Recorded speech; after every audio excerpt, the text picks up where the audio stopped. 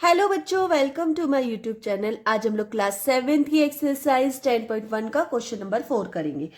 चलिए तो स्टार्ट करते हैं। Identify terms which contain x and give the coefficient of x. तो एक्स के कोफिशिएंट निकालने हैं हमें, ठीक है। और एक्स मल्टीपल में जो टर्म्स है वो निकाल के दिखाने कि एक्स के मल्टीपल में कौन सी टर्म्स है, ठीक है। चलिए तो स्टार्ट कर लेते हैं। तो इसमें सबसे पहला क्वेश्चन हमें दिया हुआ है, इसमें दिया हुआ है x y square x plus y. तो इसमें एक्स का मल्टीपल देखना है, तो एक्स का मल्टीपल ये है, तो क्या हो जाएगा, इसकी टर्म्स क्या हो जाएगी, वाई स्क्वायर एक्स। और इसका कोफिशिएंट एक्स के मल्टीपल में क्या है, एक्स के मल्टीपल में है वाई स्क्वायर, तो इसका कोफिशिएंट क्या हो जाएगा, वाई स्क्वायर, ठीक है। इसी तरह इन दोनों में देख लेते हैं। सेकंड वाले में एक्स का मल्टीपल क्या है, तो ये एक्स का मल्टीपल है, तो क्या हो जाएगा -8y(x), ठीक है। अब कोफिशिएंट क्या हो जाएगा, एक्स के मल्टीपल में क्या है, एक्स के मल्टीपल में -8y, तो क्या हो जाएगा -8y, ठीक है। इसी तरह थर्ड देख लेते हैं हम लोग। इसमें एक्स सिर्फ ये है, तो हम लिख लेंगे एक्स, ठीक है। और एक्स की मल्टीप्लाई में क्या है, एक्स की मल्टीप्लाई में कुछ भी नहीं है, तो हम लिख लेंगे 1, क्योंकि 1 तो हमेशा प्रेजेंट होता है, ठीक है, इसलिए हम 1 लिखेंगे। चलिए नेक्स्ट फोर्थ देख लेते हैं। इसमें एक्स की मल्टीपल में सिर्फ ये वाला टर्म है, तो हम लिखेंगे जेड एक्स, ठीक है। और एक्स की मल्टीप्लाई में क्या है, एक्स की मल्टीप्लाई में जेड है, तो ये क्या हो जाएगा, कोफिशिएंट क्या हो जाएगा इसका, जेड हो जाएगा इसका कोफिशिएंट, ठीक है। चलिए नेक्स्ट देख लेते हैं।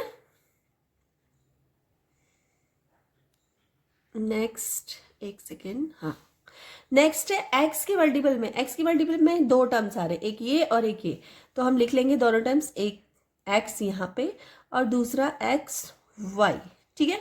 अब हम देखेंगे कि एक्स के मल्टीपल में, इस एक्स के मल्टीपल में क्या है, तो इस एक्स के मल्टीपल में 1 है, और इस एक्स के मल्टीपल में क्या है, तो इस एक्स के मल्टीपल में वाई है, तो वाई लिख लेंगे। इसी तरह यहाँ पे देखेंगे फिफ्थ सिक्स वाले में देख लीजिए, तो इसके एक्स के मल्टीपल में ये वाली टर्म है, कौन सी टर्म है, 12xy², ठीक है। मतलब एक्स के मल्टीप्लाई में क्या है, एक्स के मल्टीप्लाई में है 12y², तो हम लिख देंगे 12y², ये क्या हो गया, एक्स का कोफिशिएंट हो गया। इसी तरह यहाँ पे दो है, एक तो 7x, ये भी एक टर्म है एक्स की, और एक है xy²। तो x की मल्टीपल में क्या है, 7 है, तो 7 क्या होगा, कोफिशिएंट। और x के मल्टीपल में क्या है, y², तो y² क्या हो गया, कोफिशिएंट। इस तरह से क्वेश्चन इजीली आप कर सकते हो, ठीक है। चलिए इसका बी पार्ट भी जल्दी से कर लेते हैं।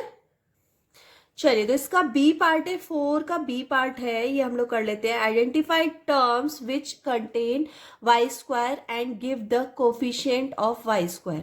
तो टर्म कंटेन y², इसमें कहाँ पे है, तो ये है, तो कौन सी टर्म होगी, इसकी टर्म होगी xy², ठीक है। इसका कोफिशिएंट, y² का कोफिशिएंट क्या है, तो मल्टीपल में क्या है, -x, तो क्या लिख देंगे यहाँ -x। इसी तरह सेकंड वाले में देख लेंगे, सेकंड वाले में है कि y के कोफिशिएंट में क्या है, y के ये 5y, ठीक है। y² के मल्टीपल में क्या है, 5, तो 5 क्या हो गया, कोफिशिएंट। इसी तरह यहाँ पे देख लेंगे, तो y² एक यहाँ पे एक यहाँ पे, तो 2 है, तो एक है -15xy² और एक है आपका 7y², दो टर्म्स है इसमें, है ना।